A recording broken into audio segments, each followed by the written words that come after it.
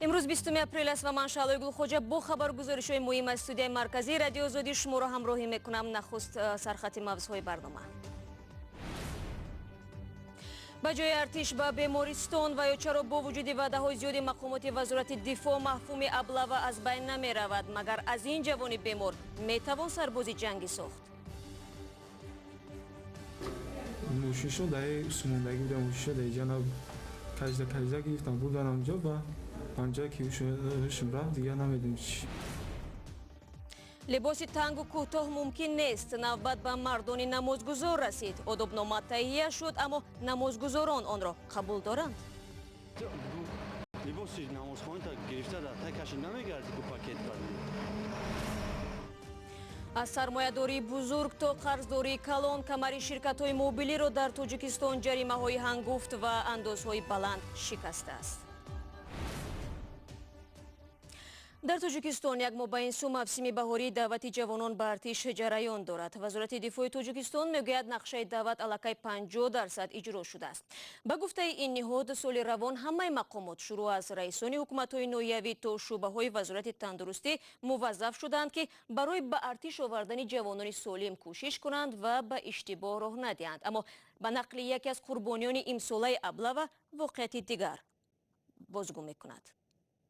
گرفتم گفتم که دست با ما میشم خونه میدونم اومدن ایپشتو قبیدن من خیال مگم که خیلی آدم خیلی شوخی میکنه که سوی جورا گفتم میشه گفتم کجا میبره میگه که گفتن خدمت میبره. شهرام عبداللهیف دو روز است در بیمارخانه مرکزی ҳисор زیر نظارت طبیبان قرار دارد. سلامتیش بعد از بازداشت کارمندان مقامات ҳисор که گفتند به خدمت حربی میبرند بد شده است. بعدش رو خبده بود، بعدش من که خبده بود برو آدم در بیرون برداشتن از اینکه زدن کجدا گرفتم بودم. موشیشو دای سموندگی بودم، موشیشو دای جناب کجدا گرفتم بودن آنجا و آنجا که هوشم رفت دیگه نمیدونم چی. پیوندان شهرام ادعا دارند که این جوان بیماری روحی دارد که گاه گاه خروج میکند. برای تبابت این بیماری بارها در این بیمارخانه تبابت گرفته است. میگویند با سبب بیمار بودن فرزندشان بار هم به شهرام از کمیساریات حربی دعوتنامه نآوردند. Войска омадагӣ набуд, ягон вай набуд. Ҳамихе дур омадагӣ, ҳам ду кас омадан, ду кас дигар берунда буданд. Не, либосшон чӣ буд? Хонагӣ либоси худашон гуфтанд мо ки ҳастем? Якташ милиса буд, вай милисаш наомад. Милиса ду бор айда сима гирифт, айдари мошин вай кард. Бачама дурунда. чикор кард? Дас шумо гирифт чикор кард? Сиёмкор шуд. Дас шумо гирифт чикор кард? Айдар берун карду, бачама дурунда раша бидам. طبیبان این بیمارخانه معین خواهند کرد که شهرام بیمار است یا نه. میگویند بیماری این جوان نه روحی بلکه دیگر است.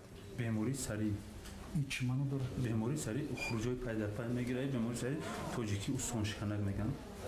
بیماری سریع ریسکش میگیرم و باید در 15 دقیقه پس وابسته میشه. یعنی که این برای خدمت کردن نداره. قوه خدمت رو باید. رئیس شهرک ҳисор که در صحن بیمارخانه بود در صحبت بدون کامera گفت در بازداشت شهرام یک نافهمی صورت گرفته است. از امروز تبابت این جوان را زیر نظر گرفته است.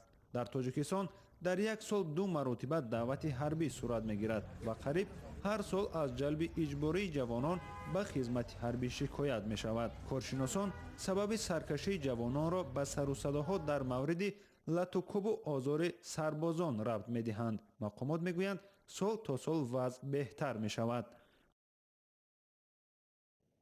شادمانی یتیم در حال از جای داشتن 2 حادثه облава در یک هفته اخیر و تنها در یک منطقه گزارش می‌دهد که همگی ماهی پیش مقامات وزارت دفاع تاجیکستان وعده دادند که نظارت را برای پیشگیری از حادثه‌های جلب مجبوری جوانان به ارتش تامین می‌کنند.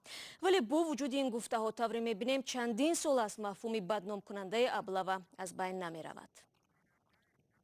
عبدالله شورов ҳамкор ва шораи доимии мо ки ҳоло дар студия бо ман аст ин мавзӯъро хуб медонад. Абдулло салом ва шояд шумо барои мо равшанӣ меандозед ва мегӯед ки чаро шуморе аз ҷавонон ба хидмат дар артиш майл надоранд. оё воқеан ҳам вазъият бад аст ва ё сабаб дар дигар ҷост? шояд аз артиш рӯ тофтани бархе аз ҷавонон ба авази он рабт надошта бошад шаҳло, чун тавре мушоҳида мешавад нерӯву тавони артиш дар тоҷикистон беҳтар шудааст. تأمینات سربازان با خوراک و سر و لباس خوب است. شاید در بعضی از قسمت‌های نظامی نارسایی غذا و کمبود لباس جای داشته باشد، اما در مجموع شرایط خدمت سربازان و تأمینات آنها با لباس، غذا و مهمات نظامی نسبت به سالهای اول استقلالیت بهتر شده است. خوبتر گشتن شرایط و قویتر شدن نیروی ارتش تاجیکستان را سازمان‌های بین‌المللی مستقل هم اعتراف می‌کنند. یک لحظه عبدالله، شما حالا سازمان‌های بین‌المللی گفتید، دقیقاً کدام سازمان؟ منظورم سازمان بین‌المللی گلوبال فایر پاور است که در آن ارتش 136 کشور جهان وابسته به نیرو و توانشان ارزیابی می‌شود. در این رده‌بندی موقع ارتش تاجیکستان در یک سال اخیر 16 زینه بالا رفته است. سال گذشته ارتش تاجیکستان در موقع 112 قرار داشت. عین حال موقع تاجیکستان در جای 96 است که از بهتر شدن و قویتر شدن نیروی ارتشی کشور دلالت می‌کند. خوب است. پس سال دیگر این سازمان با پایه کدام عامل‌ها به نیروی ارتش بها می‌دهد؟ این سازمان با نظرداشت یکچند عامل‌ها به ارتش کشورها بها می‌دهد، از جمله با نظرداشت شماره نظامیان، اسلحه و مهمات و بودجه نظامی. چون در سالهای گذشته ارتش تاجیکستان از روسیه چرخبال‌های نظامی، توپ و تانک‌ها دریافت کرد و همچنین سفارت امریکا و اتحاد اروپا نیز منتظم جهت تقویت نیروی نظامی مرزبانان تاجیک سلاح و مهمات نظامی تقدیم می‌کنند. بر زمین سال روان چین هم برای مرزبانان تاجیک در مرز تاجیکستان و افغانستان زسته و یا دیدبانگاه‌ها ساخته به استفاده داد. با نظر داشت این همه سازمان گلوبال فایر پاور جایگاه ارتش تاجیکستان را در این رده‌بندی بالا برده است. تشکر عبدالله برای معلومات واضح. اما حالا نگاهی می‌اندازیم به خبر جهانی. کوبا صاحب رهبری نو شد. پرزیدنت شورای دولتی جمهوری سوسیالیستی میگل دیاز کانل 57 ساله انتخاب گردید که دست نشانده راول کاستروی 86 ساله میباشد. خود راول کاسترو بعد 10 سال رهبری از این وظیفه کنار رفت. تفصیلات از مومن احمدی. پرزیدنت نوی کوبا میگل دیاز کانل انتخاب شد. اسامبله ملی روز پنجشنبه با طرفداری از نامزدی یگانه به مقام رهبر شورای دولتی آواز داد. از 605 وکیل 603 نفرش از میگل دیاز کانل طرفداری کرد. انتخاب سیاستمدار 57 ساله صحیفه نو را در تاریخ کشوری سوسیالیستی باز میکند. بعد انقلاب در کوبا نزدیک 60 سال رهبری این کشور را سلاله کاسترو بر عهده داشت. نخست فیدل و بعداً برادر خردی او راول سر قدرت بودند. راولی 86 ساله مقام پرزیدنتی را ترک میکند ولی تا سال 2021 در وظیفه رهبری حزب کمونیستی میماند. دیاز کانل از سال 2013 اولین نایب رئیس شورای دولتی و سروزیر حکومت کوبا بود. از سال 1994 تا 2003 به حیث نخستین کاتب حزب کمونیستی در یکی از منطقه ها فعالیت میکرد و بعداً در بیوروی سیاسی وظیفه وزیر معارف را اشغال نمود. اما در گمان است که پرزیدنت نو در کوبا اصلاحات جدی را راه اندازی خواهد کرد. او بیشتر همچون مقامدار اجرا کننده معروف است که باید وارث با اعتماد راول کاسترو باشد. برمیگردیم به تاجیکستان. بعد نشر کتابی دستورالعمل توصیوی لباس‌های روزمره برای زنان مثل که اکنون در تاجیکستان در فکر به ترتیب درآوردن لباسپوشی مردان نمازگزار شدند. مقامات در این مورد آدابنامه نشر کردند و میگویند با این واسطه میخواهند بحث‌های وجود داشته را بین نمازگزاران درباره لباسپوشی از بین ببرند. اما گزارش همکارم مزرانگیز نوروشو از آن دلالت میکند که ظاهراً تصمیم نو این بیگمگوها را عمیق‌تر خواهد کرد. جمهوری ما جمهوری دموکراسی عصر 21 ده تازه باشد آزاد باشد. واکنش محمد بعد از دستورالعمل است که مقامات تاجیک برای تنظیم لباس نمازگزاران تهیه کردند. شما یک کارگر یا کی نمیشه اپام کارگر باشن که تو لباس نمازخوانی تا گرفته در تکش نمیگردی که پاکت قدی. اینکه اسلام باید آزاد باشد. برای محمد به خاطر لباس راه نیافتن به مسجد گناه است. می شخصیت آزادانه همه چیزی که میگردیم همون که آزاد باید باشیم که هیچ کنیم که در یک عصر 21 زندگی داریم. مقامات میگویند به خاطر تنش‌هایی که میان محافظه‌کاران و جوانان مدرن به وجود آمده است تصمیم شد آدابنامه نمازگزار را تهیه نمایند. در اون شکل نهایی که پیشنهاد شد که باید در عرفه قبول کنید همین پوشیدن لباس‌هایی بگم که تنگ توصیه نمی شود. дастурамал барои намозгузорон ҳанӯз расмӣ нашуда аст, аммо дар масҷидҳои ҷомеи кишвар аллакай аз намозгузорон даъват шуд бо либоси мувофиқ оянд. либоси тангу кӯтоҳро ки зимни намозгузорӣ баъзе ҷойҳои баданро барҷаста мекунад, напӯшанд.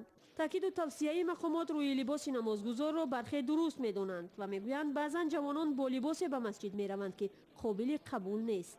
як қонун аз боло ки омадагӣ аст, бояд онро риоя кардан дар кора. ҷавононе ки кору таҳсил мекунанд мегӯянд қонуни шариат набояд бетағйир монад, балки ниёзҳои одами имрӯзро қонеъ гардонад. дин аст ки дар ҳама давру замон пайравони худро қонеъ мекунад ва бо ҷомеа ва бо замон яъне мутобиқ аст ва ҳеҷ ҷои нигарон. мақомот мегӯянд ин дастурамал тавсиявӣ аст ва касе барои иҷрои он маҷбур карда намешавад, аммо бархе аз намозгузорон ва таҳлилгарон бо таваҷҷӯҳ ба дастуру санадҳои тавсиявии дигар мегӯянд эҳтимол ҳадаф дигар аст. агар ин дастурамалҳои одомнамо рафта дар охир ба як кори ҳатмӣ ва иҷборӣ табдил шавад, бисёр кори бад аст ва мумкин аст ки ба як буҳронҳои фарогире ба дунбол дошта бошад. сару либос дар тоҷикистон таи чанд соли ахир ба як мавзӯи доғу сербаҳс табдил ёфтааст. мақомот мегӯяд мехоҳад бо ин роҳ одобу фарҳанги либоспӯширо боло барад, аммо сокинон ин тавсияву дастурамалҳоро талоши танзими либосу озодиҳои худ медонанд.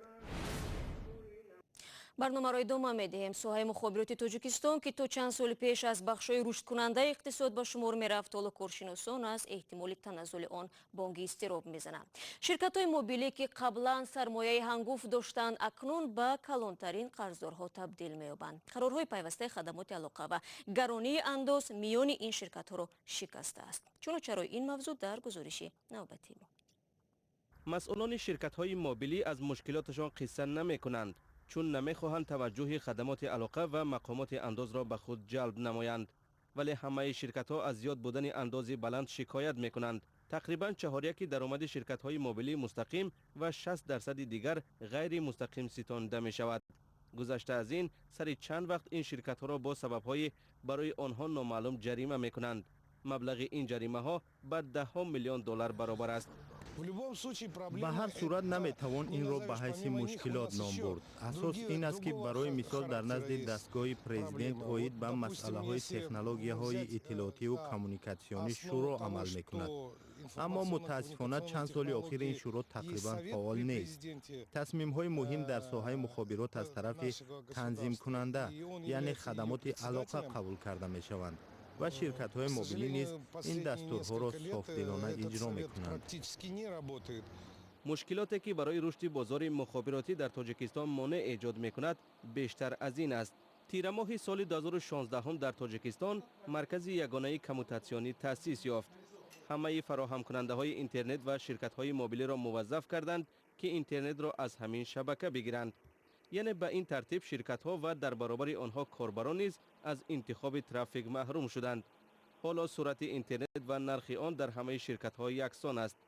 ва аммо дар хадамоти зидди инҳисорӣ мегӯянд ки ширкатҳо маҷбур нестанд аз мӯрии ягона истифода баранд. вале ширкатҳои мухобиротӣ намехоҳанд бо хадамоти алоқа ба истилоҳ душман шаванд ва барои худ дарди сар харанд. ин ба маҳдуд шудани дилхоҳ фаъолият боис мешавад, яъне аз лиҳози молӣ ин пардохтҳои мухталиф ва маҳдудиятҳои дигарро дар пай дошта метавонад. барои мисол алоқаи маъруфи NGN-ро мегирем ки манъ карда шуда буд. дастур, қарор ва қонун вуҷуд дорад ва мо бояд онро иҷро кунем. аммо муҳим аз ҳама паёмади он аст ки ин кам шудани ҷойҳои корӣ ва пардохтани маош мебошад.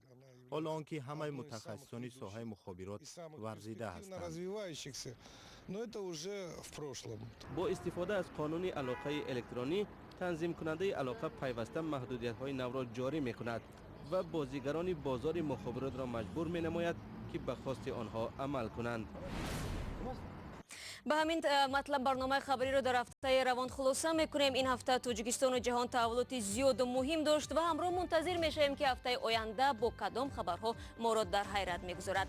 ҳамаи шуморо рӯзи душанбе мунтазирем, аммо то он вақт аз вебсайти мо ва озоди видео ютуб истифода баред. ҳамчунин шабакаҳои иҷтимоии мо низ дар хидмати шумост. худо нигаҳдори ҳар яки шумо бошад.